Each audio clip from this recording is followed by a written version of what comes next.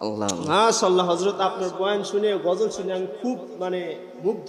ঠিক আছে, আমি গজল শুনে খুশি হয়ে আপনাকে আমি কিছু হাদিয়া দিলাম ইনশাআল্লাহ। এরকম গজল আরো আমরা শুনতে চাই বয়ানের মাঝে মাঝে ইনশাআল্লাহ। আলহামদুলিল্লাহ, আল্লাহু আকবার। আমার ভাই 1000 টাকা হাদিয়া দিয়েছে।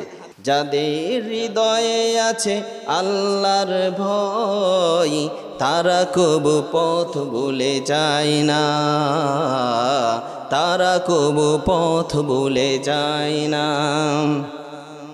আল্লাহর প্রেম ছাড়াই দুনিয়ায় কারো কাছে কোনো কিছু চাই না, কারো কাছে কোনো কিছু চাই না। যাদের হৃদয়ে আছে আল্লাহর ভয়, তারা কবু পথ ভুলে যায় না। আল্লাহর প্রেম ছাড়া এই দুনিয়ায় কারো কাছে কোনো কিছু চায় না। রাতের আধারে যারা সিজদাতে রয়, দু চোখের অশ্রুতে নদী যেন বয়। রাতের আধারে যারা সিজদাতে রয়, দু চোখের অশ্রুতে নদী যেন বয়।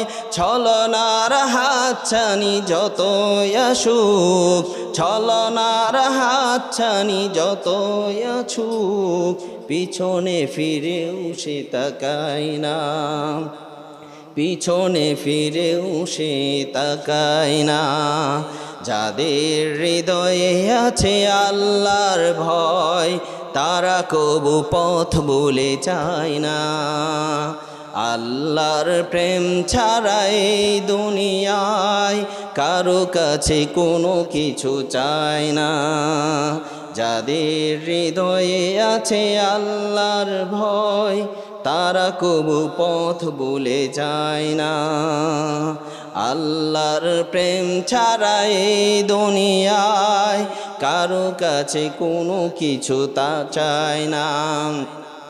দিন কায়েমের তরে যারা অবিচল, তারা হলো আল্লাহর প্রিয়জন,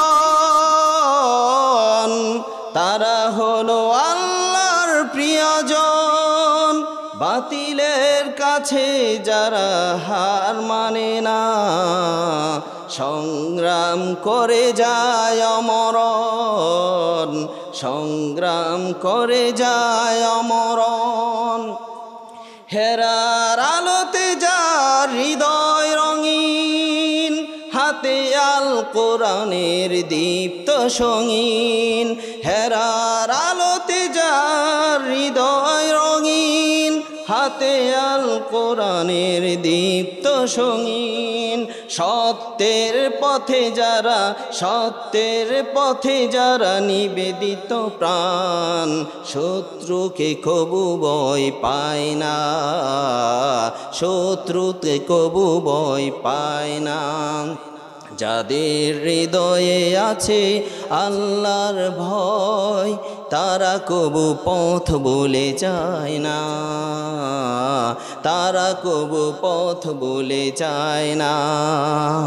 আল্লাহর প্রেম ছাড়া এই দুনিয়ায় কারো কাছে কোনো কিছু চায় না, কারো কাছে কোনো কিছু চায় না। আল্লাহর প্রেম যাদের অন্তরে থাকবে, তারা কখনোই আল্লাহকে ছাড়া কাউকে ভয় পাবে না। সূরাতুল ইউসুফের মুনাসাবাত হচ্ছে সূরাতুল ইউসুফ কুরআনুল কারীমের 114 সূরার মধ্যে 12তম সূরা হচ্ছে সূরাতুল ইউসুফ। সূরা ইউসুফ আল্লাহ নাজিল করলেন এমন একটা সূরা, কমপ্লিট হযরতে সূরা ইউসুফ নাজিল করলেন ইউসুফ আলাইহিস সালামের ব্যাপারে। চমৎকার জীবন বৃত্তান্ত, পুরাটা জীবন বৃত্তান্ত এই সূরার মধ্যে আল্লাহ তুলে ধরেছেন। তাফসীরের সিস্টেম হচ্ছে, তাফসীরের নিয়ম হচ্ছে বাংলাদেশে তাফসির হয়, তাফসির কোরআন মাহফিল হয়, তাফসির একদিকে, বক্তার একদিকে, বক্তব্য আরেকদিকে, খুঁজে পাওয়া যায় না তাফসির। তাফসির কাকে বলে এটাই জনগণ বুঝে না, বক্তাও বুঝে না, জনগণও বুঝে না, বক্তাও বুঝে না, শ্রোতারাও বুঝে না। বুঝতে হবে তাফসির কাকে বলা হয়। তাফসির বলা হয় এমন বক্তব্যকে যেই সূরার তাফসির করা হবে সেই সূরা সম্পর্কে, এই সূরার সম্পর্ক কোন সূরার সাথে রয়েছে, এই সূরার রিফ্লেকশন কি, এই সূরার মধ্যে কয়টি সামারি রয়েছে, এই সূরার মধ্যে কি কি বর্ণনা রয়েছে, এই সবগুলি উল্লেখ করতে হবে। কয়টা বিষয় এই সূরার মধ্যে আলোচনা করা হয়েছে, কি কি বিষয় আলোচনা করা হয়েছে, এই সূরার মুনাসাবাত কি, আগের সূরার সাথে এই সূরার সম্পর্ক কি, বাপের সাথে সন্তানের সম্পর্ক কি, দাদার সাথে নাতিনের সম্পর্ক কি, আল্লাহর সাথে বান্দার সম্পর্ক কি, এইগুলি যদি না বোঝা যায় তাহলে কখনোই একটা জিনিস পরিষ্কার হয় না। এই জন্য তাফসিরের সিস্টেম হচ্ছে, তাফসিরের নিয়ম হচ্ছে এই সূরার সাথে আগের সূরার সাথে কি সম্পর্ক এটা উল্লেখ করতে হবে। এটা তাফসিরের ভাষায় যারা তাফসির পড়েছে, আমাদের দেশে তো অনেক মুফাসসির পাওয়া যায়, তাফসিরের ত পড়ে নাই, তাফসিরের ফ পড়ে নাই, দেখা যায় তাফসির করতেছে। আমাদেরকে বুঝতে হবে সূরাতুল ইউসুফ আল্লাহ নাজিল করলেন, এই সূরা ইউসুফের আগের সূরা কি? সূরা ইউসুফ কুরআনুল কারীমের 114 সূরার মধ্যে 12 নম্বর সূরা হচ্ছে সূরাতুল ইউসুফ। আর এই সূরা ইউসুফের আগের সূরা হচ্ছে 11 নম্বর সূরা হচ্ছে সূরাতুল হুদ। 11 নম্বর সূরা সূরাতুল হুদ। সূরা ইউসুফও মাক্কি সূরা আর সূরা হুদও মাক্কি সূরা। তার মানে রাসূল সাল্লাল্লাহু আলাইহি ওয়াসাল্লামের মাক্কি জীবনে এই দুইটা সূরা নাজিল হয়েছে, এই দিক দিয়ে সূরার মিল রয়েছে।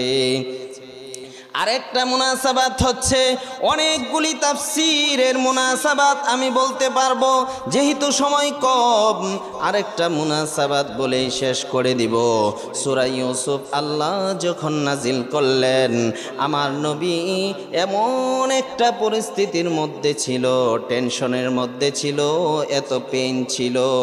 আমার নবীর পলিটিক্যাল যে শেল্ডার দিত, আমার নবীর প্রিয় চাচা আবু তালেব এই দুনিয়া থেকে চলে গেলেন। ইন্না লিল্লাহি ওয়া ইন্না ইলাইহি রাজিউন। এটা একটা মুসিবত ছিল নবীর জন্য, বিরাট বড় একটা বিপর্যয় ছিল। আমার নবী আরবের মধ্যে যখন জন্মগ্রহণ করলেন, আমার নবীর বাবার মুখ দেখে নাই। আমার নবী জন্মের পরে মায়ের মুখ দেখেছে, বাবার মুখ দেখতে পারে নাই। আমার নবী যখন ছোট্ট শিশু 6 বছর বয়সে আমার নবীর মাও ইন্তেকাল করলেন। আমার নবীকে শেল্ডার দিয়েছেন আমার নবীর দাদাও 8 বছর বয়সে দুনিয়ার থেকে চলে গেলেন। এবার মক্কার মধ্যে শেল্ডার দেওয়ার মতো একমাত্র ব্যক্তি ছিল আবু তালেব। আবু তালেব নবীকে এত বেশি শেল্ডার দিয়েছে, যদিও ইসলাম গ্রহণ করে নাই, যদিও ইসলাম কবুল করে নাই। বুখারীর বর্ণনা বড় বড় হাদিসের কিতাবের মধ্যে আসছে। হাকাতুস সাহাবা, কিতাবুস সাহাবা, সাহাবাতু হাদিসের মধ্যে, কিতাবের মধ্যে, বিভিন্ন হাদিসের কিতাবের মধ্যে পাওয়া যায় আবু তালেব এমন একটা পরিস্থিতি, মনে হয় কালেমা গ্রহণ করবে। একবার আমার নবীকে ডেকেছেন, আবু তালেব কালেমা গ্রহণ করবে। আবু জাহেল এমন একটা সিচুয়েশন তৈরি করলেন, আবু তালেব একটা চেয়ার রেখেছে আমার নবীর জন্য আবু তালেবের পাশে। এবার আমার নবী আসবে, এমন তো অবস্থায় সহিহ হাদিস আপনাদেরকে শোনাচ্ছি, আমার নবী আসবে। এবার আবু জাহেল সেই চেয়ারটা দখল করে নিল, আবু তালেব কিছুই বলতে পারল না, আমার নবী নিচেই বসে গেলেন। এবার আমার নবী আবু তালেবকে বিভিন্ন সময় কালেমা পড়ানোর জন্য চেয়েছিলেন, আবু তালেবের মনটাও চেয়েছিল কালেমা পড়ার জন্য, কিন্তু যখন কালেমা পড়বে তখন নেতৃস্থানীয় ব্যক্তিরা বলেছে, হে আমাদের নেতা আবু তালেব, আপনি শেষ পর্যন্ত বাপ দাদার ধর্মকে ছাড়লেন, বাপ দাদার পূজাকে ছাড়লেন, আপনি মুহাম্মদের ধর্ম কবুল করলেন। এখানে একটি শিক্ষণীয় বিষয়, দুনিয়ার সব সম্মান চলে যাক, দুনিয়ার কে কি বলল এটা আমার দেখার বিষয় না, আমার আল্লাহর ইসলামকে আমি গ্রহণ করতে পারলাম কিনা, আমার আল্লাহকে খুশি করতে পারলাম কিনা, আমার দলকে খুশি করার দরকার নাই, আমার দুনিয়ার নেতৃস্থানীয় ব্যক্তিদেরকে খুশি করার দরকার নাই, আমার দল খুশি থাকলো কিনা এটা আমার দেখার দরকার নাই। এই সমাজেও দেখা যায় অনেক মানুষ দলের জন্য ইসলামকে ছাড়ে, অনেক সময় দেখা যায় অনেক মানুষ ইসলামের জন্য দল ছেড়ে দেয়। নেতৃস্থানীয় অনেক ব্যক্তিরা এমন আছে, এমন কথা বলে ইসলামকে ছেড়ে দিল দলের জন্য। আবু তালেবও এমন একটা পরিস্থিতি হয়েছে, ইসলামকে ছেড়ে দিল দলের জন্য। এবার আমার আল্লাহ কুরআনুল কারীমের একটি আয়াত নাজিল করে জানায় দিলেন। আয়াত আল্লাহ নাজিল করলেন, আমার নবী ডাক দিয়ে বলেন, হে চাচা, আপনি আমাকে যে শেল্টার দিয়েছেন, আপনি আমার জেলখানার মধ্যে সাথী ছিলেন, এত কষ্ট করেছেন, আপনি শুধু পড়েন লা ইলাহা ইল্লাল্লাহ মুহাম্মাদুর রাসূলুল্লাহ, এই কথা বলতে হবে না, শুধু আল্লাহকে স্বীকার করুন, আমি আল্লাহকে ম্যানেজ করব। এবার আবু তালেব দলের কথা চিন্তা করলো, ক্ষমতার কথা চিন্তা করলো, আর কালেমা পড়তে চাইল না। আমার আল্লাহ আয়াত নাজিল করলেন, ইন্নাকা লা তাহদি মান আহবাবতা ওয়ালাকিন্নাল্লাহা ইয়াহদি মান ইয়াশা। আল্লাহ বললেন, হে রসুল, ইন্নাকা লা তাহদি, হে রসুল আমার দোস্ত, আপনি হেদায়েতের মালিক নয়। সুবহানাল্লাহ, হেদায়েতের মালিক আপনি নয়, আপনি যাকে চাবেন হেদায়েত দিতে পারবেন না। না, আল্লাহ যাকে চান সেই একমাত্র হেদায়েত প্রাপ্ত হয়, আর আল্লাহ তাকেই হেদায়েত দেন। অন্য আয়াতের মধ্যে আল্লাহ বলেন, ওয়াল্লাযীনা জাহাদু ফীনা লানাহদিয়ান্নাহুম সুবুলানা ওয়া ইন্নাল্লাহা লামাআল মুহসিনিন।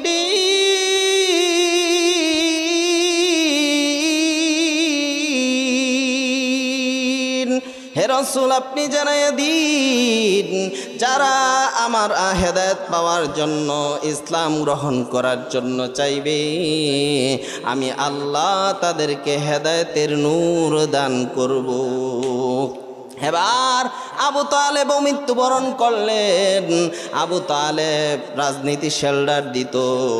আবু তালেব এমন একটা পরিস্থিতি, বিশ্বনবীকে সর্ব অবস্থায় দুনিয়ার সমস্ত রাজনীতির যত পেচ মোচর আছে সব কিছুর থেকে বাঁচাইতো। আবু তালেব দুনিয়ার থেকে চলে গেলেন। আরেকটা কষ্ট হইল, খাদিজা রাদিয়াল্লাহু তাআলা আনহু ফিনান্সিয়াল যেই শেল্টার দিতেন সেই শেল্টারও চলে গেল। খাদিজা রাদিয়াল্লাহু তাআলা আনহা দুনিয়া থেকে চলে গেলেন। আমার নবীর একটা কষ্ট, আবু তালেব পলিটিক্যাল যেই শেল্টার সেটা দিত, পলিটিক্যাল শেল্টার দেওয়ার মতো এখন আর কেউ নাই। পলিটিক্যাল শেল্টার দেওয়ার মতো আর কেউ নাই। আবু তালেব মৃত্যুবরণ করলো। এবার ফিনান্সিয়াল শেল্টার, ইকোনমিক্যাল শেল্টার, আর্থিক শেল্টার যিনি দিতেন আমার আপনার নবী প্রিয়তমা হজরতে খাদিজা রাদিয়াল্লাহু তাআলা আনহা, তিনিও দুনিয়া থেকে চলে গেলেন। আমার নবীর উপর এমন একটা মুসিবত চলে আসলো, এমন একটা বিপদ চলে আসলো। এই বিপদের সময় আমার নবী হতাশ হয়ে গেলেন। আমার নবী এমন একটা পরিস্থিতি হইল, আমার নবী চিন্তিত অবস্থায় আল্লাহ এই অবস্থায় সূরা ইউসুফ নাজিল করে দিলেন।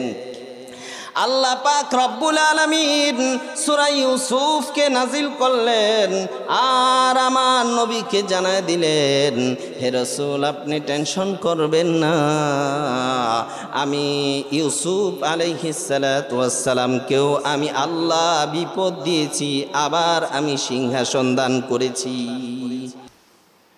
সূরাতুল ইউসুফের রিফ্লেকশন হচ্ছে সূরাতুল ইউসুফের পরিচয়, জেনারেল ওভারভিউ অফ দা সূরাতুল ইউসুফ।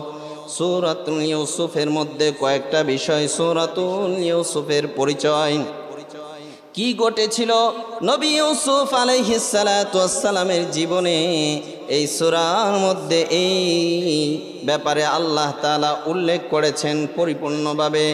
এই সূরার সূচনার কথা আল্লাহ পাক রব্বুল আলামিন সূরা ইউসুফ নাজিল করে ইউসুফ আলাইহিস সালামের এই সূরার মধ্যে যৌবনকালটা আল্লাহ তুলে ধরেছেন এবং শৈশবকালটা আল্লাহ তাআলা তুলে ধরেছেন।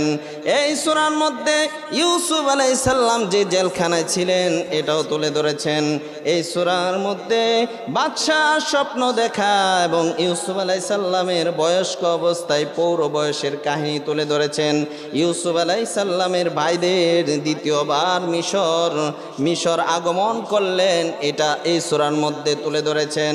ইউসুফ আলাইহিস সালাম পরিবারের সাথে পূর্ণ মিলন হলেন, এই সূরার মধ্যে আল্লাহ তাআলা তুলে ধরেছেন। যাদের অন্তরে আমার আল্লাহর ভয় থাকবে তাদেরকে আল্লাহ পাক রব্বুল আলামিন ইউসুফকে আল্লাহ তাআলা যেভাবে হেফাজত করেছেন সেইভাবে আল্লাহ পাক রব্বুল আলামিন কিয়ামত পর্যন্ত ঈমানদারদেরকে হেফাজত করবেন। যাদের অন্তরে আল্লাহর ভয় থাকবে, আল্লাহর ভয় যাদের অন্তরে থাকবে তাদেরকে আল্লাহ পাক রব্বুল আলামিন হেফাজত করবেন। সূরাতুল ইউসুফের তাফসীর করতে যায় আমি সূরাতুল হুদের কথা বলেছিলাম। সূরাতুল হুদ কুরআনুল কারীমের 11 নম্বর সূরা। এই সূরাটাও মক্কি, সূরাতুল ইউসুফও মক্কি। এই দিক দিয়া মুনাসাবাত রয়েছে, আরেক দিক দিয়া মুনাসাবাত রয়েছে। সূরা ইউসুফ আল্লাহ নাজিল করলেন বিশ্বনবীর বিপদের সময়, আর সূরা হুদ যখন নাজিল হইল আব্দুল্লাহ ইবনে আব্বাস ডাক দিয়া বলেন, ইয়া রাসূলুল্লাহ কোন জিনিস আপনাকে বিদ্ধ করে দিয়েছে, কোন জিনিস আপনাকে বৃদ্ধ করে দিয়েছে? সাহাবা ইকরাম বলেন, আব্দুল্লাহ ইবনে আব্বাস ডাক দিয়া বলেন, ইয়া রাসূল আল্লাহ কোন জিনিস আপনাকে বিদ্ধ করে দিল? এবার বিশ্বনবী ডাক দিয়ে বলেন, কয়েকটি সূরা আমাকে বৃদ্ধ করে দিল। এক নাম্বার হচ্ছে আম্মা ইয়াতাসাআলুন, সূরাতুল ওয়াকিয়া, সূরাতুত তাকবীর, এরকম কয়েকটা সূরার কথা বললেন। এই দিক দিয়া সূরা ইউসুফের সাথে মুনাসাবাত রয়েছে। এই হলো সূরা ইউসুফের মুনাসাবাত। তাফসীরের সিস্টেমে শুধু মুনাসাবাতটা বললাম ইনশাআল্লাহ। আল্লাহ আমার রব, এই রবি আমার সব। আল্লাহ আমার রব, এই রবি আমার সব। দমে দমে তনু মনে তারি অনুভব, দমে দমে তনু মনে তারি অনুভব। আল্লাহ আমার রব, এই রবি আমার সব, আল্লাহ আমার রব, এই রবি আমার সব। দমে দমে তনু মনে তারি অনুভব, দমে দমে তনু মনে তারি অনুভব। আল্লাহ আমার রব, এই রবি আমার সব, আল্লাহ আমার রব, এই রবি আমার সব। তোমার দুনিয়াতে আমি যেদিকে তাকাই, অথই নিয়ামতে ডুবে আছি সবাই। তোমার দুনিয়াতে আমি যেদিকে তাকাই, অথই নিয়ামতে ডুবে আছি সবাই। পাক পাখালির গানে শুনি তসবি কলরব, তসবি কলরব। আল্লাহ আমার রব, এই রবি আমার সব, আল্লাহ আমার রব, এই রবি আমার সব। দমে দমে তনু মনে তারি অনুভব, দমে দমে তনু মনে তারি অনুভব।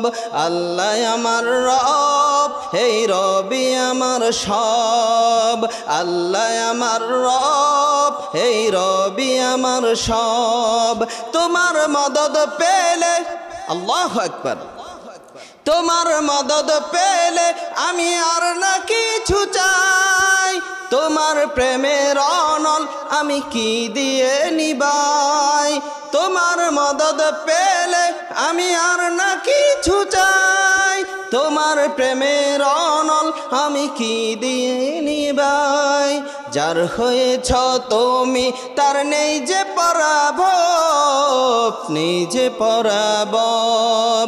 আল্লাহ আমার রব, এই রবি আমার সব, আল্লাহ আমার রব, এই রবি আমার সব।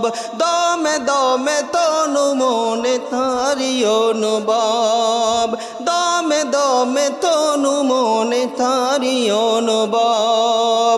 আল্লাহ আমার রব, এই রবি আমার সব, আল্লাহ আমার রব, এই রবি আমার সব। আমাদের রব একমাত্র আল্লাহ, আল্লাহকে রব হিসাবে যারা মানবে, আল্লাহ বলে দিয়েছেন আমি আল্লাহ তাকে জান্নাতি বলে ঘোষণা করে দিলাম।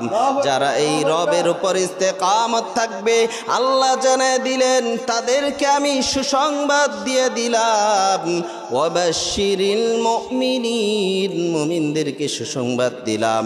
এবং রব যারা মানবে তাদেরকে আমি জান্নাতি বলে ঘোষণা করে দিলাম।